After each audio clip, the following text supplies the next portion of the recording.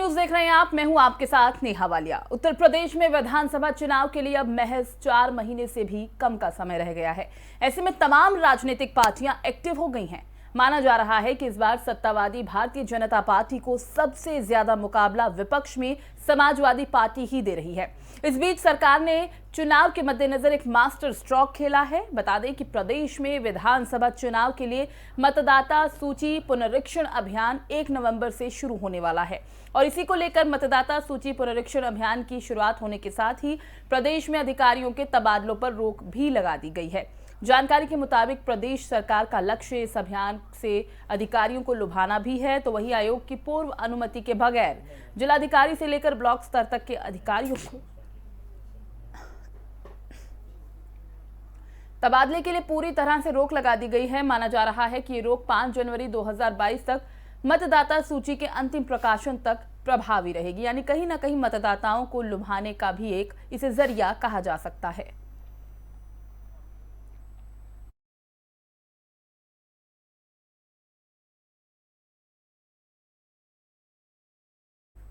अब खबर उत्तर प्रदेश के ललितपुर से है, जहां एक दलित किशोरी के साथ कथित तौर पर हुए गैंगरेप का मामला अब और गर्माता जा रहा है। माना जा रहा है कि इस वारदात में पीड़िता के चाचा समेत 28 लोग शामिल हैं। तो वहीं इस घटना में शामिल लोगों में कुछ समाजवादी पार्टी और अन्य दलों के नेता भी बताए जा रहे हैं।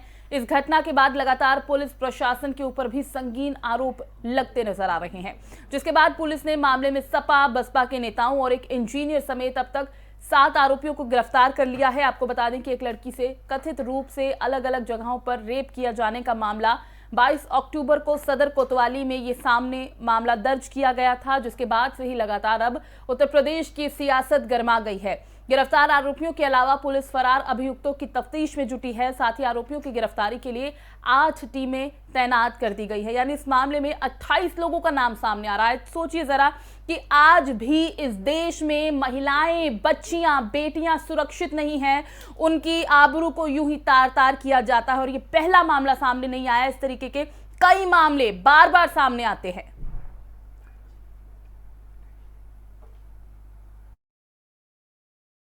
तो पुलिस ने फिलहाल 7 आरोपियों को गिरफ्तार कर लिया है, लेकिन 28 लोग सपा बसपा के भी लोग इसमें शामिल बताए जा रहे हैं। उत्तर प्रदेश से ये मामला सामने आया। किशोरी के साथ एक हैवानियत भरी इस वारदात को अंजाम दिया गया है। अलग अलग जगहों पर वो शिकार हुई है दरिंदों का। सोचिए जरा, जहां पर हम देवी की पूजा करते हैं, अभी कुछ दिन पहले दशहरा से पहले हमने 9 दिन मां के 9 अलग अलग स्वरूपों की पूजा अर्चना की। उस देश में बेटियों के ये हालात है, वहां पर ये दरिंदगी की जाती है। ये देखिए, ये दुर्भाग्यपूर्ण है।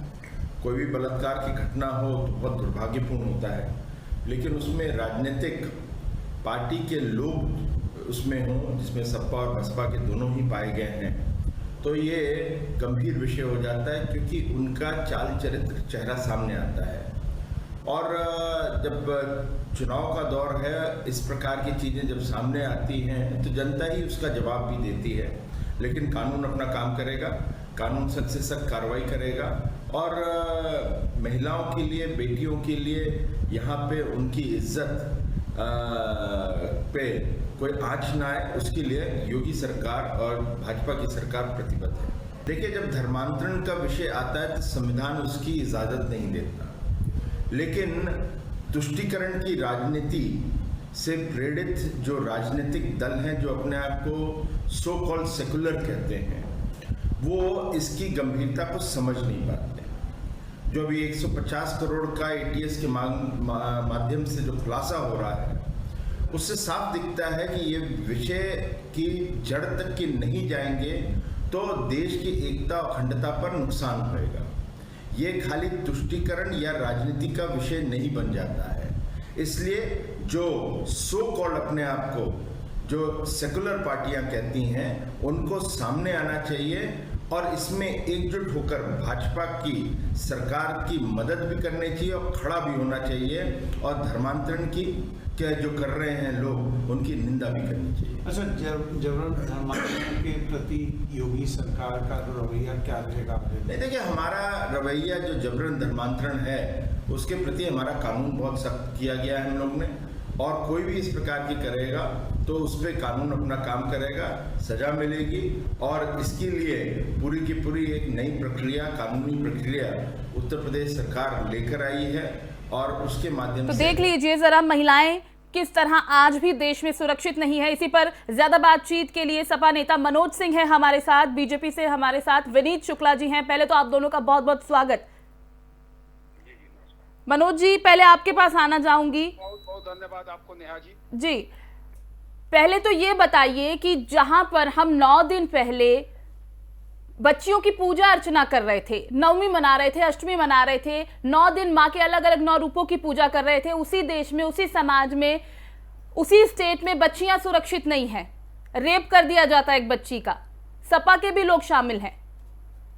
नहीं, ये तो जांच का विषय है नेहा जी, लेकिन दुख का विषय ये है कि जिस प्रदेश का मुख्यमंत्री जोगी हो, जिस प्रदेश के मुख्यमंत्री ने 3 दिन पहले कन्याओं का पूजन करके बड़े बड़े इतिहास दिए हो, उस प्रदेश में बच्चियों का बलात्कार हो रहा हो और शासन प्रशासन हाथ में हाथ रख के बैठा रहे, कहाँ का न्याय है ये? जोगी की पुलिस में कंट्रोल क्यों नहीं है?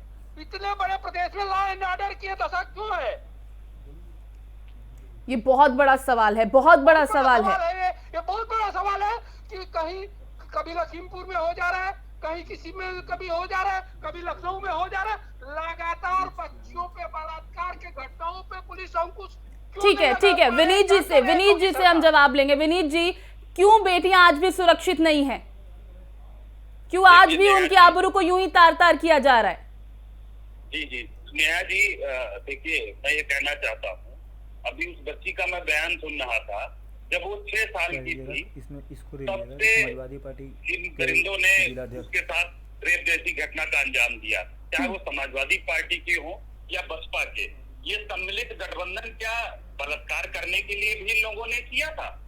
ये दशकों तक इन लोगों की सरकारें, 10, 15, 20 साल जो इन लोगों की सरकार रही है, यही कार्य होता रहा, सिर्फ बच्चियों के बलात्कार करना, बच्चियों को का शोषण करना, वो न निकल पाए न कुछ। भारतीय जनता, जब देखिए इन लोगों की सरकार थी तब वो बच्ची बोल भी नहीं सकी। आज भारतीय जनता पार्टी की सरकार, आदरणीय योगी आदित्यनाथ जी ने जब से बागडोर संभाली है, तब से उत्तर प्रदेश के अंदर बहन बेटियों की सुरक्षा को लेकर के उठाए गए कदम, जिस तरीके से सराहनीय कार्य किया है, बहन बेटियां आज खुल करके बोल पा रही हैं, वो अपने को सुरक्षित महसूस करती हैं। आज यही बच्ची जब 6 साल की थी तब सरकारें थी इन लोगों की, तब बोलने की हिम्मत नहीं हुआ करती थी। आज अगर बोलने की हिम्मत जुटा पाई है तो ये योगी सरकार के अंदर संभव हो पाया है, क्योंकि जानती है कि उत्तर प्रदेश में योगी आदित्यनाथ जी की सरकार बहन बेटियों के साथ न्याय करेगी। चाहे कितने भी पहुंच वाला व्यक्ति हो, चाहे किसी भी रसूख वाला, चाहे जितना बड़ा व्यक्ति हो, वो सिर्फ और सिर्फ इसकी सजा जेल के सलाखों के पीछे होगी, चाहे वो समाजवादी पार्टी का नेता हो या बसपा का नेता हो या कोई भी व्यक्ति हो, सिर्फ और सिर्फ उसकी सजा बख्शा नहीं जाएगा, किसी को बख्शा नहीं जाएगा और बख्शा जाना भी नहीं चाहिए। मनोज जी बताएं। नेहा जी, उत्तर प्रदेश में बसपा और सपा गवर्नमेंट में खराब काम हुए, इसीलिए तो सरकार इनकी आई। अगर हम मान ये भी बात मानते हैं, इनके आने के बाद कहाँ बलात्कार रुक गया? 4.5 साल में कितनी घटनाएं हुई, सजा दी। वो 6 साल की बच्ची थी, 6 साल की बच्ची थी, तब उसको बोलने तक नहीं दिया गया समाजवादी पार्टी की सरकार में। सपा और बसपा के शासनकाल में बोलने की हिम्मत नहीं जुटा पाई वो व्यक्ति। अगर आज बोलने की हिम्मत जुटा पाई है तो वो भाजपा सरकार में जुटा पाई है। ये ठीक है, शक्ति से कानून का राज्य स्थापित किया है आदरणीय योगी आदित्यनाथ जी ने। मनोज जी क्योंकि जानती है कि आज उसको न्याय मिलेगा। मनोज सिंह जैसे लोग जिस तरीके से बातें करते हैं बढ़ चढ़ करके, इनको इनकी बोलती में बोलना नहीं चाहिए, इनको शर्म नहीं चाहिए। बलात्कारियों की पार्टी समाजवादी पार्टी। ठीक है मनोज जी, लेकिन आपको ये सही लगता है कि बस दूसरे पर आरोप मत देना? मनोज जी, आपको ये सही लगता है कि बस आरोप मत देने भर से काम हो जाएगा? उस बच्ची के बारे में क्यों नहीं, आप बच्ची के बारे में क्यों नहीं सोच रहे हैं? जिस तरह से जनता ने इन्हें क्लियर कट मेजॉरिटी की सरकार दी, इन्हें कानून व्यवस्था पे मजबूत पकड़ होनी चाहिए थी। इनके गृह राज्य मंत्री का प्रदेश में कानून का राज स्थापित है, तभी जाकर के 1800 करोड़ की संपत्ति आपके शासनकाल में सर कई साल से लगातार बच्ची का शोषण हो रहा है। ने किया है। गायत्री प्रसाद प्रजापति जैसे बलात्कारियों को मंच पे बैठालते थे, मुख्तार जैसे अपराधी, अतीक जैसे गुंडों को मुख्यमंत्री आवास में चाय पानी पिलाते थे। तो ये जो नई गृहमंत्री का बेटा क्या है? आपके गृहमंत्री का बेटा उसके जवाब दे दीजिए ना। नई समाजवादी है, गृहमंत्री क्या का नई बेटा क्या है? समाजवादी में बलात्कारियों की एंट्री है, अपराधियों की एंट्री है। भ्रष्टाचारी होते हैं, देखिए, बलात्कारी होते हैं, समाजवादी पार्टी का नाम समाजवाद नहीं होना चाहिए, ये सिर्फ बलात्कारी पार्टी। सुनिए मनोज जी, सुनिए, फिलहाल हम किसकी बात कर रहे हैं? उन 28 आरोपी शामिल थे इसमें। बार बार बच्ची का बलात्कार हो रहा है कई सालों से। नहीं लगता शर्म की बात है ये? जिस समाज में हम रह रहे हैं वहां पर बच्चियां भी सुरक्षित नहीं है। इसमें इनकी पुलिस क्या कर रही थी? क्या जांच हुआ? और एक नहीं, इनके शासनकाल में सैकड़ों बलात्कार हुए। उसके हमारी सरकार में 7 लोग गिरफ्तार हुए हैं। कहाँ न्याय मिला? आपकी सरकार में नहीं गिरफ्तार हुए थे। कुलदीप सेंगर आपकी सरकार में तो FIR तक लिखी नहीं जाती थी। लेने से पहले कुलदीप सेंगर का नाम लीजिए, साक्षी तिलक यादव कौन है? चिन्मयानंद का नाम तिलक यादव कौन है? लीजिए। मुँह है आपकी बात ये करने की अखिलेश यादव का रिश्तेदार है, मनोज सिंह का रिश्तेदार है। चिन्मयानंद का नंगा फोटो अखबारों में वायरल है। ठीक है मनोज जी, आप बात को कहीं से कहीं लेके जा रहे हैं। मनोज जी आप कहीं और जा रहे हैं, आप मुद्दे से ना भटके। कौन है मनोज सिंह का? तिलक यादव कौन है ये बताए ना। क्या सजा दिया आपने? तिलक यादव आपने जिसको दामाद की तरीके से रखा। मनोज जी, सपा के लोगों का नाम सामने आ रहा है, सपा के लोग शामिल हैं। दूसरे का नाम आएगा। ठीक है, गवर्नमेंट भाजपा की है, आरोपी तो गिरफ्तार हुए हैं ना सर, एक्शन लिया जा रहा है, लेकिन इससे छूट नहीं मिल जाती ना किसी को कि आपको छूट मिल गई है, आप बच्चियों के साथ बलात्कार करें, आप इज्जत ना करें महिलाओं की, उस पर ध्यान देना नहीं लगता जरूरी है? सुनिए जी, 10-90 बना के 10-90 हमने बच्चियों के लिए ही सपा सरकार में 10-90 बनाई गई थी। डायल 100 सपा सरकार में इन्होंने केवल नाम। क्या फायदा उसका? क्या फायदा आप देख पा रहे हैं? कुछ फायदा देख पा रहे हैं आप? पुलिस मजबूर रहती थी, गुंडों और बलात्कारियों के सामने पुलिस के हाथ बांध करके मजबूर कर दिया था समाजवादी गुंडों ने। आज उनके हाथ खोले गए हैं तो गिरेबान तक पहुंचते हैं समाजवादी पार्टी के गुंडे और बलात्कारियों तक। ठीक है, लेकिन मनोज जी, इस तरह सवालों से बचने से कुछ हो नहीं पाएगा। विनीत जी, लेकिन ठीक है, सरकार में आप लोग हैं, बच्ची के साथ इस तरीके की हैवानियत हुई है, लेकिन आगे जो महिलाएं हैं, जो बच्चियां हैं, क्या इसी तरह इस डर के साए में जीने को मजबूर रहेंगी? क्योंकि ये भी बात वाकई सच है कि अभी भी बलात्कार रुके नहीं हैं। महिलाएं, बच्चियां इस तरह के रेप का शिकार होती हैं, दरिंदों की दरिंदगी का शिकार होती हैं, कैसे बचेंगी? देखिए नेहा जी, मैं कह रहा हूँ कि भारतीय जनता पार्टी की सरकार में कोई भी महिला हो, बच्ची हो, वो तो आज अपने को सुरक्षित महसूस कर रही है। उसको पता है कि योगी सरकार में न्याय और सिर्फ न्याय मिलेगा, और वो न्याय भाजपा सरकार आदरणीय योगी आदित्यनाथ जी दिला रहे हैं। इसीलिए आज मुखर होकर के महिलाएं और बच्चियां बाहर निकल करके अपनी बात कह पा रही हैं, और निश्चित ही जेल की सलाखों के पीछे होंगे। चाहे कोई रसूख वाला समाजवादी पार्टी का गुंडा हो, या तो वो जेल की सलाखों के पीछे जाएगा, या फिर उस फांसी पर चढ़ाने का कानूनन जो प्रावधान होता होगा वो कार्रवाई उस पर होगी। ठीक है, इनकी समाजवादी पार्टी के गुंडों की रूह कांप जाएगी। उनको पता होना चाहिए कि उत्तर प्रदेश में आदरणीय योगी जी की सरकार है और त्वरित कार्रवाई करने वाली है और सख्ती से कानून लागू करने वाली है। इनके जैसे नहीं है कि 1200-1800 करोड़ की संपत्ति गरीबों की हड़प कर ले। आज उन सब संपत्तियों पर बुलडोजर चला करके योगी जी ने बता दिया है कि उत्तर प्रदेश के अंदर बलात्कारी, अपराधी और गुंडों की कोई जगह नहीं है। उनकी जगह सिर्फ जेल की सलाखों के पीछे है, और कहीं कोई जगह समाज में उनको नहीं मिलने वाली। ठीक है विनीत जी, बहुत बहुत शुक्रिया FM न्यूज़ पर जुड़ने के लिए। तो त्वरित कार्रवाई होना बहुत ज़्यादा ज़रूरी भी है, क्योंकि जिस देश में हम रहते हैं, जिस समाज में हम रहते हैं, अगर महिलाएं, बच्चियां, बेटियां वहां पर सुरक्षित नहीं होंगी तो सोचिए जरा, इस बात को कहने का क्या फ़ायदा कि आज बेटियां बेटों से भी आगे हैं, कंधे से कंधा मिलाकर चल रही हैं। ये बात कहने का कोई भी फ़ायदा नहीं बनता अगर आज भी हमारे समाज में बेटियां और बच्चियां सुरक्षित खुद को महसूस नहीं कर पा रही। बढ़ने आगे। बात करेंगे पेट्रोल डीजल के बढ़ते दामों की, क्योंकि देश में एक बार फिर से पेट्रोल और डीजल के दामों में बढ़ोतरी दर्ज की गई है। इसी के साथ विपक्ष अब लगातार सरकार पर हमलावर नजर आ रहा है। बता दें कि पिछले कई दिनों में पेट्रोल और डीजल की कीमतों में भारी इजाफा दर्ज किया गया है। नए आंकड़ों के मुताबिक राजधानी दिल्ली में 34 तो मुंबई में 35 पैसे की बढ़त पिछले 24 घंटों में दर्ज की गई है। इंडियन ऑयल कॉरपोरेशन के मुताबिक वर्तमान स्थिति में बढ़ोतरी के बाद राजधानी दिल्ली में पेट्रोल 105 रुपए 84 पैसे प्रति लीटर तक पहुंच गया है, तो डीजल की कीमत अब 94 रुपए 57 पैसे प्रति लीटर हो गई है। इस बीच लगातार महंगे हो रहे पेट्रोल और डीजल का असर आम आदमी की जेब पर भी पड़ रहा है। मालूम हो कि परिवहन के साथ साथ डीजल महंगा होने से सब्जी और रोजमर्रा के इस्तेमाल के अन्य सामान महंगे होते जा रहे हैं, जिससे कि जनता अब परेशान है। सर क्या नाम है आपका? मेरा नाम जितेंद्र है। जितेंद्र जी, आज भी पेट्रोल की कीमतों में इजाफा हुआ है, 30 पैसे रोज ही बढ़ रहा है, तो क्या कहना चाहेंगे? सर इसमें ये है कि देखो पेट्रोल तो शुरू से ही बढ़ रहा है, रेट शुरू से ही बढ़ रहे हैं पेट्रोल के, उससे ज़्यादा दिक्कतें हो रही हैं हमें। दिन पे दिन पेट्रोल बढ़ रहा है, हर चीज़ में महंगाई बढ़ती जा रही है।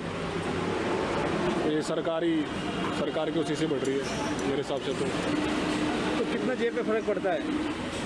सर ऐसा है, देखो पहले हमारा जहाँ 50 में काम होता था वहाँ 100 में काम होता है, तो काफ़ी फ़र्क पड़ता है। तो क्या कहना चाहेंगे सरकारों को? सर अब मैं तो ये कहना चाहूँगा, ये सरकार सर चाहिए ही नहीं है, तो सरकार ही बेकार है। अपनी इससे अच्छी सरकार पहले थी, कांग्रेस सरकार थी, ये कहना चाहूँगा सर। आपका? हाँ जी, निशी। निशी जी, रोज ही पेट्रोल की कीमतों में इजाफा हो रहा है, आज भी 30 पैसे इजाफा हुआ है, क्या कहना चाहेंगे इस पर? कुछ नहीं, थोड़े दिन बाद स्कूटी बंद कर देंगे, बस से जाएंगे। केजरीवाल जी ने बस फ्री कर दी है, तो यही है कि अपना कन्वेंस छोड़ दो और बस में जाओ या साइकिल ले लो, सबसे बढ़िया है। ना तो बिजली का खर्चा, ना बिल का खर्चा, ना पेट्रोल का खर्चा। क्यों सर? तो सरकारों को क्या कहना चाहेंगे, रोज इजाफा कर रही है? पता नहीं सर, मैं तो यही चाहूँगी कि मोदी सरकार हट जाए, क्योंकि सब बिक ही रहा है। इससे पहले हम भी बिक जाए, बलवा मजदूर। बात करेंगे मौसम की। केरल में भारी बारिश के कारण हाहाकार मचा हुआ है। राज्य के कई जिलों से लगातार भयावह तस्वीरें भी निकलकर सामने आ रही हैं। कहा जा रहा है कि अब तक करीब 18 लोगों की डूबने से मौत हो गई है। इस बीच प्रशासन ने भगवान अयप्पा के श्रद्धालुओं से अपील की है कि वो पठानमथिट्टा जिले के सबरीमला मंदिर में आने से बचे। साथ ही खुद सीएम भी अब इस बाढ़ की भयावह तस्वीर को देखते हुए लगातार केंद्र से मदद की गुहार लगा रहे हैं।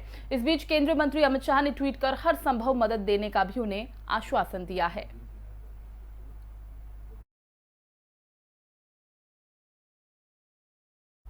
एक छोटे से ब्रेक के लिए यहाँ रुक रहे हैं, जल्द हाजिर होंगे। हम सभी जानते हैं कि दिल्ली और उसके आसपास के इलाकों में हर साल अक्टूबर नवंबर के महीनों में पराली के धुएं से प्रदूषण बढ़ जाता है। सर्दियों में पंजाब, हरियाणा और उत्तर प्रदेश में पराली के जलने वाले धुएं से दिल्ली के करोड़ों लोगों को सांस लेने में तकलीफ होती है। हमारे किसान भाइयों को मजबूरी में अपनी पराली जलानी पड़ती है, क्योंकि उनके पास कोई और दूसरा रास्ता ही नहीं होता। अब दिल्ली सरकार ने पराली से होने वाले प्रदूषण को खत्म करने के लिए एक ठोस कदम उठाया है। दिल्ली सरकार ने भारतीय कृषि अनुसंधान संस्थान पूसा द्वारा विकसित बायो डीकंपोजर तकनीक को दिल्ली में लागू कर दिया है।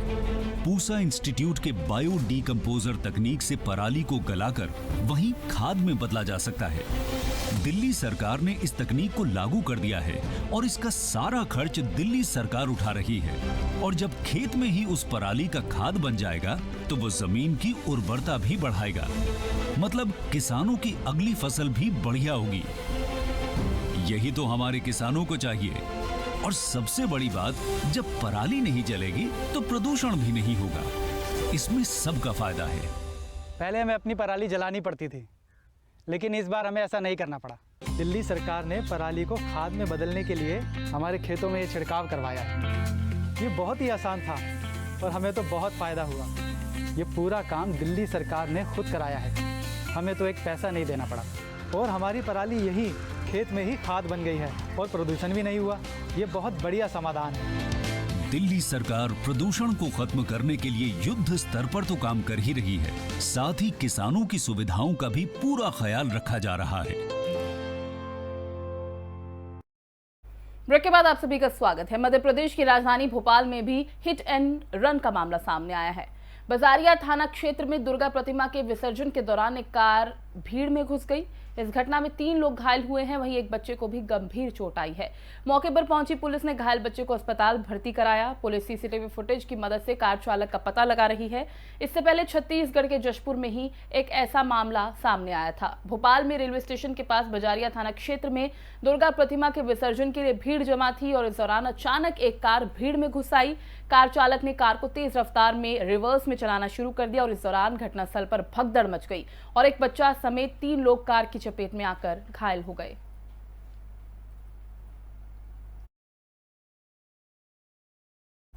बीजेपी का सामाजिक संपर्क अभियान रविवार को लखनऊ स्थित पंचायत भवन में आयोजित सामाजिक प्रतिनिधि सम्मेलन से होगा।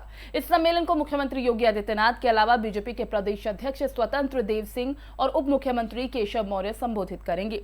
इस अभियान में पार्टी के सभी मोर्चे सामाजिक प्रतिनिधि सम्मेलनों के जरिए सबका साथ, सबका विकास, सबके विश्वास, सबके प्रयास से आत्मनिर्भर भारत का मंत्र लेकर जनता से जुड़ेंगे। 17 से 31 अक्टूबर तक प्रदेश भर में कुल 27 सम्मेलन का आयोजन किया जाएगा, जिसमें केंद्र और प्रदेश सरकार की कल्याणकारी योजनाओं और जनहित में लिए गए फैसलों को लेकर संवाद किया जाएगा।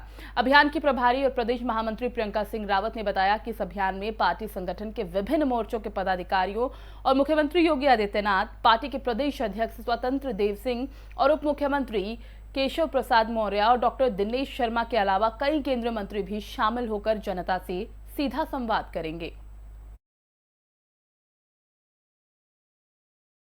प्रदेश के नवनिर्मित 7 मेडिकल कॉलेजों का लोकार्पण 25 अक्टूबर को होगा। प्रधानमंत्री नरेंद्र मोदी सिद्धार्थनगर पहुंचेंगे। वहां पर नवनिर्मित माधव प्रसाद त्रिपाठी राज्य स्वायत्त शासी मेडिकल का लोकार्पण वो करेंगे और यहीं से 6 अन्य मेडिकल कॉलेजों का वर्चुअल लोकार्पण भी उनकी तरफ से किया जाएगा।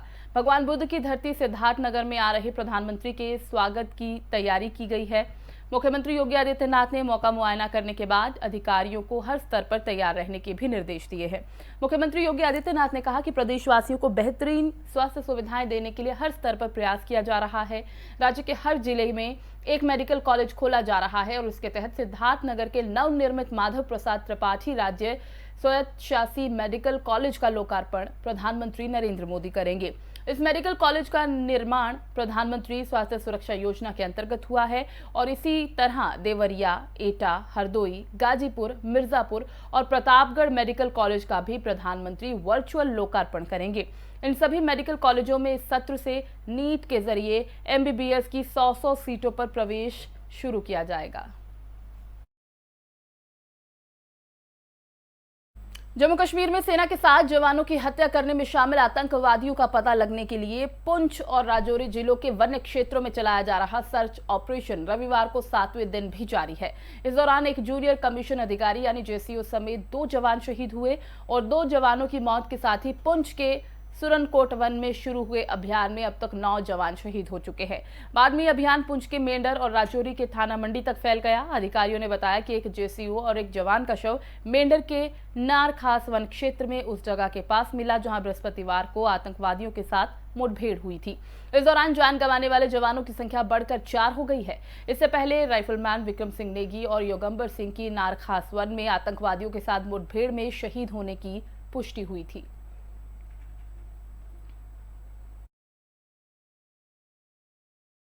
अब बात पश्चिम बंगाल के दुर्गापुर की, जहां पर बड़ी वारदात सामने आई है। यहां रात दुर्गा विसर्जन कर घर लौट रहे भीड़ पर एक अज्ञात समूह ने देसी बम से हमला कर दिया। बम की आवाज सुनते ही अफरा तफरी मच गई और इसके बाद लोगों की गाड़ियों में भी तोड़फोड़ की गई। यह हमला उस समय हुआ जब दुर्गापुर के अन्नपूर्णा इलाके में लोग दुर्गा विसर्जन करके वापस लौट रहे थे। जानकारी के मुताबिक हमलावर हमला करने के बाद मौके से फरार हो गया।